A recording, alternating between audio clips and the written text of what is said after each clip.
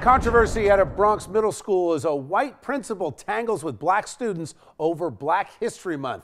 Nate Rogers has the full story. Nate, what do you got for us? Bill, the school district superintendent and his team were at middle school 224 throughout the day investigating what some teachers and civil rights leaders are calling various acts of racism. Now, this all stems from school principal Patricia Catania confiscating Black history projects from students on yesterday. The projects were a part of a classroom project. She is a racist, systemically racist.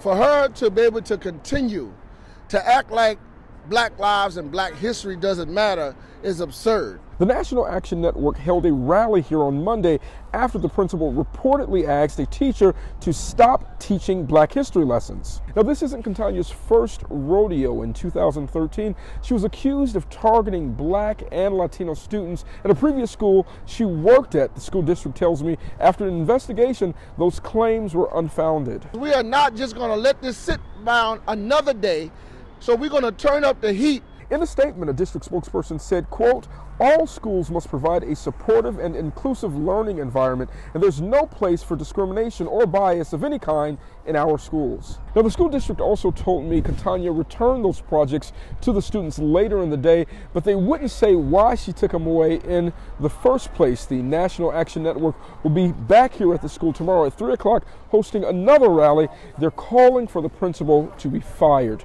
In the Bronx, I'm Nate Rogers for Chasing News. Thanks, Nate. All right, let's bring in the A-plus panel. We're joined by Democratic strategist Bill Caruso. Good to see you, Bill. Thanks for being here. And Elora Nanos is here, columnist for Law and Crime and an attorney. Good to see you. Peter Brown is back with us, councilman in Linden. Peter, I'm going to start with you. Black History Month. Here's the question. It's hard to determine what really happened here between the teacher and the principal. However, it seems to me that Black History Month was being celebrated and taught because she had something to take away. Absolutely. And I think that is what we need to look into, is really what truly happened. And I think the disturbing part is that we don't have a lot of details in regards to this, but what you see is a rally being held.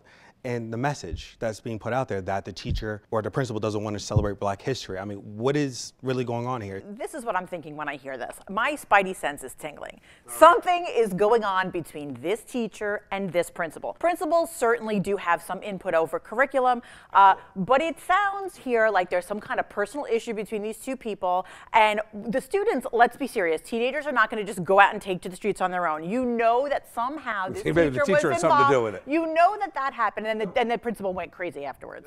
Yeah, I'm thinking this was mismanaged by the adults. There clearly is some drama that's existed here. You actually heard the teacher speak about this in one of the videos we were talking about. So I get the sense it was mismanaged by adults. I don't blame the kids and the parents in this sense. The principal probably should have handled this a lot better. And I think from the standpoint of what's going on in the classroom, that's up to the teacher. Peter, are we too sensitive on each side of this? I mean, it seems like Black History Month this year is more divisive than ever. You saw what happened in Boston. The Boston police tweeted out a nice tribute to former coach Red Auerbach, who opened the league up to Black players in the NBA. And they said, no, can't do that because he's white. No, and I think to speak about that, Black history is American history. And that includes Black Americans, white Americans that all contributed to Black history. And whether we talk about Black history or Polish American history or Hispanic, it's about celebrating those individuals, but then also about us coming together and learning. And, to say that you can't celebrate this or that. So you could celebrate a white person absolutely in Black History Month. You can acknowledge, their help with Common Black sense. history. It's lost in the schools these days. It's a shame. All right, gotta go. Thanks, guys.